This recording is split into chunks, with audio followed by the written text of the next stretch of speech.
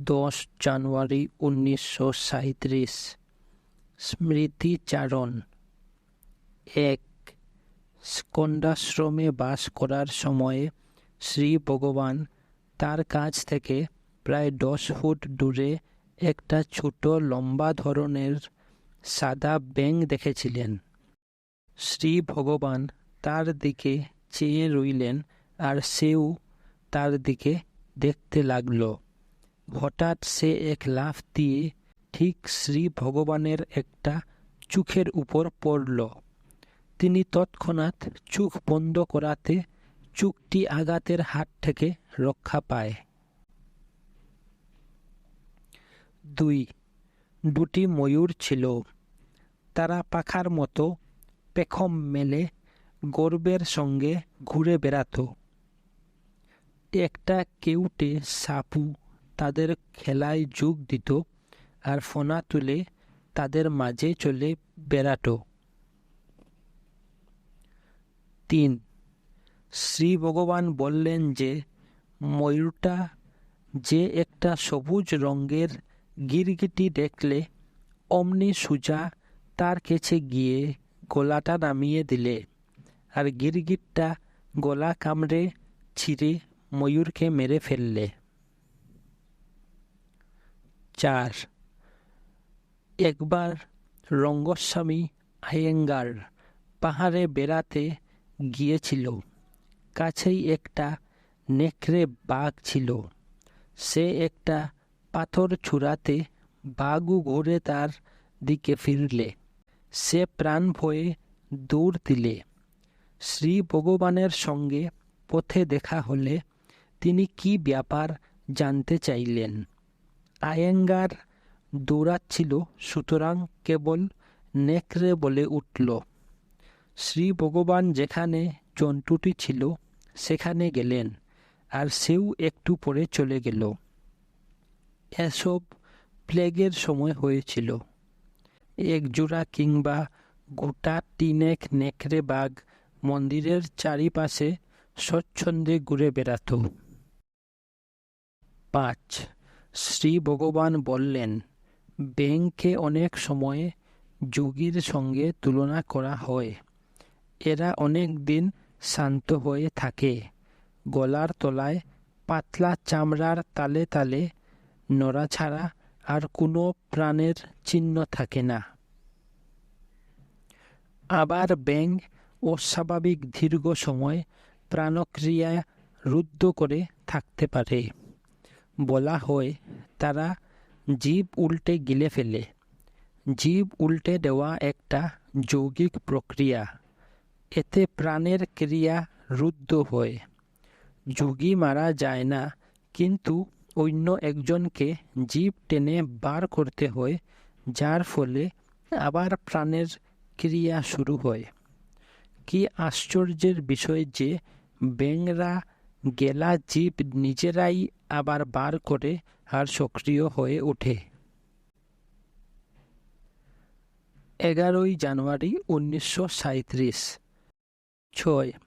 মালায়ালাম গদ্যে লেখা রামায়ণ রঘুবীরন পড়তে গিয়ে সেখানে একটা অংশ ছিল যাতে বলা হয়েছে যে হনুমান স্থূল শরীরে লঙ্কা দ্বীপে পৌঁছাবার আগেই মনে মনে সেখানে পৌঁছে গিয়েছিল।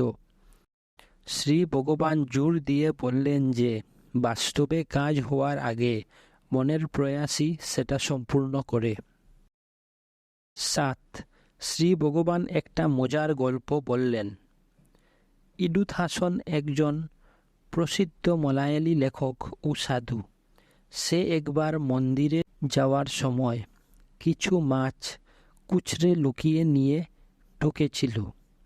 তার কোনো একজন শত্রু সেটা পুরোহিতদের বলে দেয়। তাকে তল্লাশি করা হলো আর রাজার কাছে নিয়ে যাওয়া হলো। রাজা বললেন, আপনি মন্দিরে মাছ নিয়ে গিয়েছিলেন কেন? সে বললে, আমার কোনো দোষ নেই। আমি কাপড়ে লুকিয়ে নিয়ে গিয়েছিলাম। অন্যরাই সেটা মন্দিরে বার করলে প্রকাশ করাতেই দোষ হয়। শরীরের অভ্যন্তরে মল থাকলে মন্দির অপবিত্র হয় না, কিন্তু মলত্যাগ করলে অপবিত্র হয়, এটাও সেই রকম। 12ই জানুয়ারি 1937 গুন্টুর জেলার শ্রী রাম শাস্ত্রী শ্রী ভগবানের সম্বন্ধে 8টি শ্লোক লিখে খুব আবেগের সঙ্গে পাঠ করলেন। তারপর শাস্ত্রী মহাশয় পথ নির্দেশনের জন্য উপদেশ প্রার্থনা করলেন। আমি সংসারী, জ্ঞানমার্গের অনুপযুক্ত। সংসারের ব্যাপার আমায় বিচলিত করে। অনুগ্রহ করে কি করব বলুন। মহারিষি, ঈশ্বরের কথা চিন্তা করো। সংসারের ব্যাপার তাকে কি করে বিচলিত করবে? তুমিও এসব তাতে রয়েছে। ভক্ত, আমি কি নাম স্মরণ করব? কি নাম নেব? মহারিষি, তুমি রাম শাস্ত্রী, নামটা সার্থক করো। রামের সঙ্গে এক হয়ে যাও। 13ই জানুয়ারি 1937 একজন পুরাতন আবাসিক সেবকের প্রশ্নের উত্তরে শ্রী ভগবান বললেন, সবাই মনের চঞ্চলতার অভিযোগ করে। মনকে খুঁজে পাওয়া যাক, আর তখন তারা বুঝতে পারবে। এটা সত্য যে ধ্যান করতে বসলে অজস্র চিন্তা ওঠে। মন কেবল চিন্তার সমষ্টি। এই চিন্তার ভিড় ঠেলে যাওয়া দুঃসাধ্য। যদি লোকে কোনো প্রকারে আত্মায় থাকতে পারে তাহলে ভালো হয়, কিন্তু যারা পারে না তাদের জন্য জপ ও ধ্যান নির্দেশ করা হয়। এটা ঠিক যেন সুরে বইবার জন্য হাতিকে এক টুকরা শিকল দেওয়া। হাতির সুর স্বভাবতই চঞ্চল। শহরে নিয়ে যাওয়ার সময় সে নানা দিকে সুর ডুলায়। তাকে যদি একটা শিকল বইতে দেওয়া হয়, তার চঞ্চলতা সংযত হয়। মনও সেরূপ। যদি জপ ও ধ্যানে লাগিয়ে রাখা যায়, অন্য চিন্তা দূরে যায়। মন একটা চিন্তায় একাগ্র হয়, এরূপে সে শান্ত হয়। এর অর্থ এই নয় যে দীর্ঘ চেষ্টা ব্যতীত শান্তি পাওয়া যায়। অন্য চিন্তাগুলোকে দমন করতে হবে। আরও একটা দৃষ্টান্ত। মনে করো একটা গরু দুরন্তপনা করে ও পালিয়ে অন্যের ক্ষেতে চড়তে যায়। তার চূড়ামি অভ্যাস সহজে যায় না। তাকে কি করে গোশালায় রাখা যায় ভাবো। যদি তাকে জোর করে ধরে গোশালায় রাখা হয়, তবে সে কেবল পালাবার সুযোগ খুঁজে। যদি তাকে গোশালায় ভালো ঘাস দিয়ে লোভ দেখানো যায়, তবে প্রথম দিন সে এক গ্রাস খেয়ে পালাবার সুযোগ খুঁজে, দ্বিতীয় দিন 2 গ্রাস খায়। এমনই করে দিনের পর দিন একটু বেশি খেতে খেতে তার বদ অভ্যাস ছেড়ে যায়। যখন তার বদ অভ্যাস একেবারে চলে যায়, তখন তাকে বেশ ছেড়ে দেওয়া যায়, আর সে অন্যের খেতে যায় না। তাকে ধরে মারলেও সে আর গোশালার বাইরে যায় না। মনও সেই রূপ। চিন্তারূপ সুপ্ত বাসনার বলে সে বাইরে ঘুরতে অভ্যস্ত। যতক্ষণ ভিতরে বাসনা আছে, তারা বাইরে আসবেই আর ক্ষয় হবে। চিন্তা দিয়েই মন গঠিত হয়। মনটা কি খুঁজলে চিন্তাগুলো প্রতিহত হয়, আর সাধক বুঝতে পারে যে সেগুলো আত্মা থেকে উঠে। এই চিন্তা সমষ্টিকেই আমরা মন বলি। যদি লোকে উপলব্ধি করে যে চিন্তা আত্মা থেকে উঠে আর তার অর্থাৎ চিন্তার উৎসে থাকে, তবে মন অদৃশ্য হয়। মনের অস্তিত্ব চলে গেলে আর শান্তির আনন্দ অনুভূত হলে, এখন একজনের সমস্ত চিন্তা দূর করতে যেমন কঠিন মনে হচ্ছে, তখন মনে চিন্তা উঠানো তেমনি কঠিন মনে হয়। এখানে মনটা একটি দুষ্টু গরু, চিন্তাগুলো অন্যের ক্ষেত খামার, একজনের চিন্তারহিত মূল সত্তা গোশালা। শান্তির আনন্দ এতই মধুর যে তাকে নষ্ট করা যায় না। গভীরভাবে নিদ্রিত লোককে জাগিয়ে কাজ করতে বললে সে বিরক্তি বোধ করে। গভীর ঘুমের শান্তি এতই মনোহর যে তাকে চিন্তাপ্রসূত কাজে বলি দেওয়া যায় না। চিন্তারহিত অবস্থাই তার মৌলিক আনন্দময় অবস্থা। চিন্তাকুল দুঃখময় অবস্থার জন্য সেরূপ অবস্থা পরিত্যাগ করা কি শোচনীয় নয়? যদি কেউ চিন্তারহিত অবস্থায় থাকতে চায়, তবে একটা সংঘর্ষ অপরিহার্য। একজনকে তার আদি সহজ অবস্থা লাভ করতে হলে সংগ্রাম করে যেতে হবে। যদি সে যুদ্ধে জয়ী হয় আর লক্ষ্যে পৌঁছায়, তবে শত্রু অর্থাৎ সমস্ত চিন্তা আত্মায় লয় পাবে আর একেবারে অদৃশ্য হবে। চিন্তাগুলোই শত্রু, তারাই ব্রহ্মাণ্ড সৃষ্টির কারণ। তাদের অভাবে সৃষ্টি নেই, স্রষ্টাও নেই। কেবলমাত্র আত্ম আনন্দের একক সত্তাই রয়েছে।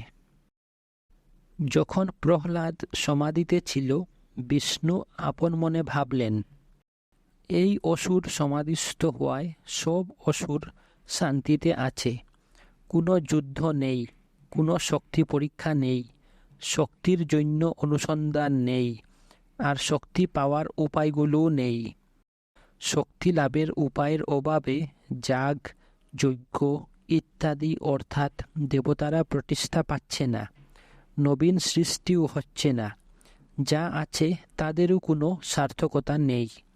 সুতরাং আমি একে জাগিয়ে দেব, তাহলে অসুরেরা জেগে উঠবে, তাদের মূল স্বভাব জেগে উঠবে।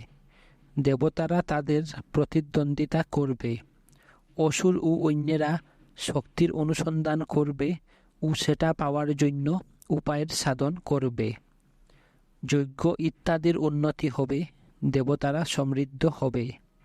আরও সৃষ্টি, আরও সংগ্রাম, আর আমারও অনেক কাজ হবে। সুতরাং বিষ্ণু প্রহ্লাদকে জাগালেন, তাকে জীবন মুক্তি ও অমরতা দিলেন। দেবাসুর সংগ্রাম শুরু হলো, আর পূর্বতন ধারা পুনঃপ্রবর্তিত হলো, যার ফলে ব্রহ্মাণ্ডের চিরাচরিত রীতি চলতে লাগল। ভক্ত, ঈশ্বর কি করে অসুর ভাব জাগালেন আর অবাহমান কাল ধরে যুদ্ধ আনলেন? ঈশ্বরের স্বভাব কি বিশুদ্ধ শুভ নয়? মহারিষি, শুভ একটা আপেক্ষিক বস্তু। শুভ থাকলেই অশুভের ইঙ্গিত করে। তারা সর্বদা সহ অবস্থিত, একটি অন্যের অপর পিঠ। হলঘরে শ্রোতারা মনোযোগ দিয়ে শুনছিল। তাদের মধ্যে শ্রী ভগবানের একজন একান্ত ভক্ত এতই নিবিষ্ট হয়ে যায় যে সে নিজেকে হারিয়ে ফেলে। সে পরে তার অভিজ্ঞতা বর্ণনা করেছিল। আমি অনেক দিন ধরে শ্রুতটা শরীরে বা অন্য কোথাও উৎপন্ন হয় কিনা খুঁজছি। হঠাৎ শরীরটা হালকা হয়ে গিয়ে অদৃশ্য হয়ে গেল। আমি কে? অনুসন্ধান বেশ স্পষ্ট ও প্রবল বেগে চলছিল। কেবল একটা আমি আমি আমি ধ্বনি ছিল। একটা বিশাল ব্যক্তি ছাড়া আর কিছু নেই। হলঘরের ঘটনা আবাসে বোধ হচ্ছিল। বেদ পারায়ণের পর লোকেরা প্রণাম করার জন্য উঠে দাঁড়ালো বুঝলাম। ভাবলাম আমিও দাঁড়াই। চিন্তাটা তৎক্ষণাৎ চলে গেল। আবার একটা ব্যক্তিতে হারিয়ে গেলাম। যতক্ষণ না শ্রী ভগবানের কণ্ঠস্বর শুনলাম, ততক্ষণ এই অনুভূতি চলতে লাগলো। তার কথায় ফিরে এলাম। তখন আমি উঠে দাঁড়িয়ে প্রণাম করলাম। একটা অদ্ভুত অনুভূতি আধা ঘন্টারও উপর ছিল। আমি ভুলতে পারছি না। এখনও সেটা আমায় আচ্ছন্ন করে রয়েছে। শ্রী ভগবান তার কথা শুনলেন আর কিছুক্ষণ নীরব রইলেন। তার মুখ থেকে দু চারটি মন্তব্য নিঃসৃত হল। মনে হয় একজন যেন শরীর থেকে বেরিয়ে যাচ্ছে, কিন্তু শরীরটাও আমাদের একটা চিন্তা ছাড়া কিছু নয়। চিন্তা না থাকলে কোনো শরীর থাকে না। শরীরের অভাবে কোনো যাওয়া আসা নেই। যা হোক, অভ্যস্ত স্বভাবের জন্য যেন বেরিয়ে যাওয়া মনে হয়। শিলাবৃষ্টির একটা শিলাখণ্ড সমুদ্রের জলে পড়লে গলে গিয়ে সমুদ্রের জল, তরঙ্গ, ফেনা ইত্যাদি হয়। অনুরূপভাবে শুকনো বুদ্ধি একটা বিন্দুর মতো, অর্থাৎ অহংকার, হৃদয় উদিত হয়, প্রসারিত হয়, অবশেষে হৃদয় প্রবেশ করে হৃদয়ের সঙ্গে এক হয়ে যায়। যদি দুধ সমুদ্রের মতো ব্যাপকভাবে থাকে, তুমি কি সমুদ্রের মতো বড় হাঁ করে তা পান করতে পারবে? তোমায় মাতৃস্তনের শুকনো কৌশিক নারীর মাধ্যমেই তা পান করতে হবে। বৈষ্ণব মহাত্মা নাম্মালবার বলেছিলেন, আমার আত্মাই তুমি। এর তাৎপর্য কি? আমার আত্ম উপলব্ধির আগে আমি তোমায় খুঁজে বেড়াচ্ছিলাম। এখন আত্মজ্ঞান হওয়ার পর দেখছি তুমি আমার আত্মা। বিশিষ্ট অদ্বৈত মতের সঙ্গে এটা কি করে খাপ খায়? সুতরাং ব্যাখ্যা করা হলো, আমায় ব্যক্ত করে তুমি অন্তর্যামী রূপে রয়েছ। সেজন্য আমি তোমার শরীরের অংশ আর তুমি এই শরীরের প্রভু, অর্থাৎ শরীরই। নিজের শারীরিক আমি নই বলে পরিত্যাগ করে আবার কেন আরও একজনের, অর্থাৎ ঈশ্বরের শরীর হবে? যদি একটা শরীর আত্মা না হয়, অন্য শরীরও অনাত্মা। বিশিষ্ট অদ্বৈতের সমর্থকেরা ভাবে যে আনন্দ অনুভবের জন্য ব্যক্তি স্বাতন্ত্র্য, অর্থাৎ আমিত্ব যেন না হারায়। আত্মা শরীর নয়, কিন্তু তোমার আত্মা ঈশ্বরের শরীর। কি হাস্যকর যুক্তি! কিংবা তুমি যদি নিজেকে ঈশ্বরে সমর্পণ করো, অর্থাৎ প্রপত্তি যুগের আশ্রয় নও, তবে তুমি নিজেকে তাকে দিয়ে দিয়েছ। তুমি তারই, আর কোনো মতেই তোমার নয়। তার যদি আরও একটা শরীরের প্রয়োজন হয়, তাকেই খুঁজে নিতে দাও। তোমায় বলতে হবে না যে তিনি কোনো একটা শরীরের প্রভু।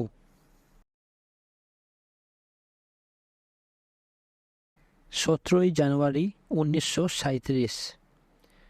একজন ইউরোপীয় ভদ্রলোক মেপে মেপে ধীরে ধীরে ও স্পষ্টভাবে বললেন, কেনই বা লোকে সংসারের ব্যাপারে জড়িয়ে পড়ে আর ফলে দুঃখ ভোগ করে? তারা কি মুক্ত হতে পারে না? তারা যদি আধ্যাত্মিক রাজ্যে বাস করে, তবে অনেক স্বাধীনতা পেতে পারে। মহারিষি, জগৎটা আধ্যাত্মিক। যেহেতু তুমি নিজেকে স্থূল শরীরের সঙ্গে এক মনে করো, সেজন্য এই জগৎটাকে স্থূল ও অন্যটাকে আধ্যাত্মিক বলো। অন্য পক্ষে যা আছে তা কেবল আধ্যাত্মিক। ভক্ত, বিদেহ আত্মাদের, অর্থাৎ শুকনো দেহধারী জীবাত্মাদের কি গভীর অন্তর্দৃষ্টি ও অধিক স্বাধীনতা আছে? মহারিষি, যেহেতু তুমি নিজেকে শরীর বলে ভুল করো, সেজন্য বিদেহ আত্মাদের শুকনো দেহধারী বলছ। এই সীমিত বোধ থেকে তাদের সীমাবদ্ধতার কথা বলা আর তাদের সামর্থ্যের কথা জানতে চাও। এমনকি সেই বিদেহ আত্মাদেরও শুকনো শরীর আছে, তা না হলে তুমি বিদেহ আত্মা বলতে না। বিদেহের অর্থ স্থূল দেহ ব্যতীত। যেহেতু তুমি তাদের ব্যক্তি স্বতন্ত্রা আছে বলছ, সেহেতু তাদেরও একটা শুকনো শরীর আছে। তাদের অসামর্থ্যও তাদের অবস্থা অনুযায়ী হবে। তুমি যেমন তোমার সীমিত অবস্থার ভার অনুভব করছো, তারাও তাদের তা করবে। আমি যে সত্তা ও আধ্যাত্মিক জগতের কথা বলছি সেটা আপেক্ষিক নয়, পরম সত্তা। যদি তুমি তোমার সত্তাকে উপলব্ধি করো, তবে এই জগৎকে স্থূল না দেখে আধ্যাত্মিক দেখবে। ভক্ত: তাদের শরীর কি আমাদের মতো অস্থায়ী? তাদের কি পুনর্জন্ম হয়? মহারিষি: তুমি নিজেকে শরীর মনে করো বলেই এইসব প্রশ্ন উঠে। এই শরীরের জন্ম ও মৃত্যু আছে, আর এই শরীর পড়ে গেলে আরও একটা শরীর হয়, তাকে পুনর্জন্ম বলে। কিন্তু তুমি কি শরীর? তুমি যদি বুঝো যে তুমি শরীর নও, আত্মা, তবে সব স্থূল বা সূক্ষ্ম শরীর থেকে মুক্ত হবে, আর তখন কোনো সীমিত ভাব থাকবে না। যেখানে কোনো সীমা নেই, সেখানে স্থূল বা সূক্ষ্ম জগৎ কোথায়? পুনর্জন্মের প্রশ্নই বা কী করে উঠবে? আবার অন্য দিক থেকে বিবেচনা করো। তুমি স্বপ্নে তোমার জন্য একটা স্বপ্ন শরীর তৈরি করো, আর তাই দিয়ে কাজ করো। সেটা জাগ্রত অবস্থায় মিথ্যা হয়ে যায়। এখন তুমি মনে করছো যে তুমি স্বপ্ন শরীর নও, এই শরীর। তোমার স্বপ্নে স্বপ্ন শরীরের দ্বারা এই শরীরটা মিথ্যা হয়ে যায়। তবেই দেখো, দুটি শরীরই সত্য নয়, কারণ প্রত্যেকটাই কোনো একটা সময়ের জন্য সত্য, আর অন্য সময়ে মিথ্যা। যা সত্য তা সর্বকালে সত্য হওয়া উচিত। কিন্তু তুমি বলো আমি। এই আমি চেতনা তিনটি অবস্থায় আছে। এতে কোনো বিকার হয় না। এটাই একমাত্র সত্য। তিনটি অবস্থা মিথ্যা। এগুলো কেবল মনের অবস্থা। মনই তোমার যথার্থ স্বরূপ দর্শনের বাধা। তোমার প্রকৃত স্বরূপ অনন্ত সত্তা। তোমার সুষুপ্তিতে সেই অবস্থা ছিল। অন্য দুটি অবস্থায় তুমি নিজেকে সীমিত অনুভব করো। এই পার্থক্য কেন হয়? সুষুপ্তিতে কোনো মন ছিল না, কিন্তু জাগ্রত ও স্বপ্নে এটা আছে। এই সসীমতার অনুভব মনের ক্রিয়া। মনটা কি? খুঁজো। তুমি যদি একে খুঁজো, তবে এ নিজেই অদৃশ্য হবে, কারণ এর কোনো বাস্তবিক অস্তিত্ব নেই। এটা চিন্তার সমষ্টি। চিন্তা দূর হলেই এটা অদৃশ্য হয়। ভক্ত: তখনও কি আমি থাকি? মহারিষি: তোমার সুষুপ্তির অভিজ্ঞতা কি? সেখানে কোনো চিন্তা ছিল না, মন ছিল না, তবু তুমি ছিলে। ভক্ত: যখন ধ্যানের চেষ্টা করি, তখন আমার মনের চঞ্চলতার জন্য ধ্যান হয় না। কি করব? মহারিষি: তোমার প্রশ্নেই উত্তর রয়েছে। প্রথমত, তোমার প্রশ্নের প্রথমার্ধে তুমি বলছো ধ্যান করো, কিন্তু হয় না। তুমি অর্থাৎ আত্মা। কিসের উপর ধ্যান করো? কোথায় হয় না? তবে কি দুটি আত্মা আছে, যে একজন অন্যের উপর ধ্যান করে? কোন আত্মাটা এখন তার অসাফল্যের অভিযোগ করছে? দুটি আত্মা হতে পারে না। একটাই আত্মা আছে, তার ধ্যানের আবশ্যকতা নেই। তুমি বলবে, কিন্তু তাহলে আনন্দ নাই কেন? সুষুপ্তিতে তুমি যে অবস্থায় থাকো, সেভাবে থাকতে কে তোমায় বাধা দিচ্ছে? তুমি নিজেই স্বীকার করছো যে মনের চঞ্চলতা বাধা। মনকে খোঁজো। যদি চঞ্চলতা থেমে যায়, একেই আত্মা বলে জানা যাবে। এই তোমার আমি চেতনা বা শাশ্বত সত্তা। এটা জ্ঞান ও অজ্ঞানের অতীত। ভক্ত: আমি কর্মব্যস্ত, ধ্যানের সময় পাই না। অন্য কোনো সহায়ক কি আছে? শ্বাস সংযম কি সাহায্য করবে? মহারিষি: প্রাণ ও মন এক স্থান থেকে উঠে। শ্বাসকে ধরে কিংবা মনকে খুঁজে মূল উৎসে পৌঁছানো যায়। যদি তুমি শেষেরটা করতে না পারো, তবে প্রথমটা নিঃসন্দেহে সহায়ক হবে। শ্বাসের গতি লক্ষ্য করলে শ্বাস সংযত হয়। যদি মনকে লক্ষ্য করা যায়, তবে চিন্তা থেমে যায়, শান্তি আসে, আর সেটাই তোমার প্রকৃত স্বরূপ।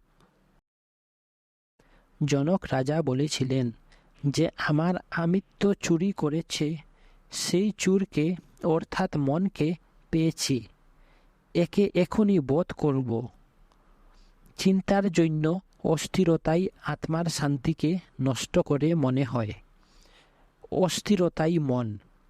এটা থেমে গেলে মন পালিয়ে গেছে বলা হয়। আত্মা নির্বিকার অধিষ্ঠান স্বরূপ হয়ে থাকে। আরও একজন বাধা দিয়ে বললে, মনই মনকে বধ করবে। মহারিষি: হ্যাঁ, যদি মন বলে কিছু থাকে, অনুসন্ধানের অস্তিত্বহীনতা প্রকাশ করে। যা নেই তাকে কি করে বধ করা যাবে? ভক্ত: মানস জপ কি বাচিক জপের থেকে ভালো নয়? মহারিষি: বাচিক জপ শব্দ দিয়ে তৈরি। শব্দ চিন্তা থেকে উঠে, কারণ বাক্যে কিছু প্রকাশ করতে গেলে আগে চিন্তা করতে হয়। চিন্তাই মন। সেজন্য মানস জপ বাচিক জপের থেকে ভালো। ভক্ত: আমরা কি জপটা ধ্যান করে তাকে মুখেও উচ্চারণ করব না? মহারিষি: জপ যখন মানস, তখন শব্দের আর কি প্রয়োজন? জপ মানস হলেই মনন হয়। ধ্যান, মনন ও মানস জপ একই। যখন চিন্তা আর এলোমেলো হয় না এবং সব চিন্তা চলে গিয়ে একটি মাত্র চিন্তা চলতে থাকে, তখন তাকে মনন বলে। জপ বা ধ্যানের উদ্দেশ্য সব চিন্তা দূর করে একটিতে লেগে থাকা। তারপর সেটিও তার উৎসে অর্থাৎ পরম চেতনায় অর্থাৎ আত্মায় মিশে যায়। মন জপে লেগে থাকে আর নিজের উৎসে মিশে যায়। ভক্ত: বলা হয় মন মস্তিষ্ক থেকে উৎপন্ন হয়। মহারিষি: মস্তিষ্ক কোথায়? শরীরে। আমি বলি যে শরীরটাই মনের একটা অভিক্ষেপ। তুমি শরীরের কথা চিন্তা করে মস্তিষ্কের কথা বলছো। মনটাই শরীর তৈরি করে এবং সেই মনই বলে যে মস্তিষ্কই তার স্থান। ভক্ত: শ্রী ভগবান তার কোনো রচনায় বলেছেন যে জপের উৎস খুঁজতে হবে, সেখানে কি মনকে উদ্দেশ্য করা হচ্ছে না? মহারিষি: এসবই মনের ক্রিয়া। জপ মনকে একটা চিন্তায় স্থির হতে সাহায্য করে। অন্য সব চিন্তা অদৃশ্য না হওয়া অবধি প্রথম নিরুদ্ধ হয়। জপ যখন মানস হয়, তাকে ধ্যান বলে। ধ্যানই তোমার প্রকৃত স্বরূপ। যা হোক, একে ধ্যান বলে কারণ এটা চেষ্টা করে করতে হয়। যতক্ষণ চিন্তাগুলো বিশৃঙ্খল, ততক্ষণ চেষ্টার দরকার হয়। যেহেতু তুমি অন্য চিন্তা করছো, সেজন্য একটা চিন্তাধারাকে ধ্যান বা মনন বলছো। ধ্যান যদি অনায়াস হয়, তখন দেখা যাবে যে এটাই তোমার প্রকৃত স্বরূপ। সকালে শ্রী ভগবান তামিল রামকৃষ্ণ বিজয়ম পত্রিকার সাধ্বী এস্টেলা প্রবন্ধের কিছু অংশ পড়ে শোনালেন। তার সারার্থ: কাম, ক্রোধ ইত্যাদি তোমার শত্রু। যদি দুঃখ পেয়েছ মনে করো, তবে অন্তর্মুখী হও আর দুঃখের কারণ অনুসন্ধান করো। এটা তোমার বাইরে নয়। বাইরের কারণগুলো কেবলমাত্র আরোপ করা হয়েছে। তুমি যদি নিজে নিজেকে দুঃখ দিতে না পারো, তবে পরম কারুণিক ঈশ্বর কি তোমায় কোনরূপ দুঃখ দেন? শ্রী ভগবান আরও বললেন যে সাধ্বী এস্টেলা একজন পরম ভক্ত, তার উপদেশাবলীও যথার্থ। শ্রী ভগবানের হাঁপানির জন্য গলা ভার কমলা লেবুর নিবেদনের জন্য আনা হলো। সবাইকে প্রসাদ বিতরণ করা হলো। শ্রী ভগবানের গলা পরিষ্কার করার জন্য কমলা লেবু মুখ থেকে ফেলে দিতে হলো। তিনি বললেন যে এটা ফেলে দিতে হলো। একজন ভদ্রলোক বললে, এটা বোধ হয় শ্রী ভগবানের শরীরে সহ্য হয় না। মহারিষি, এটা লেবু অন্যে না এনে যদি তুমি আনতে তবে কি এ কথা বলতে?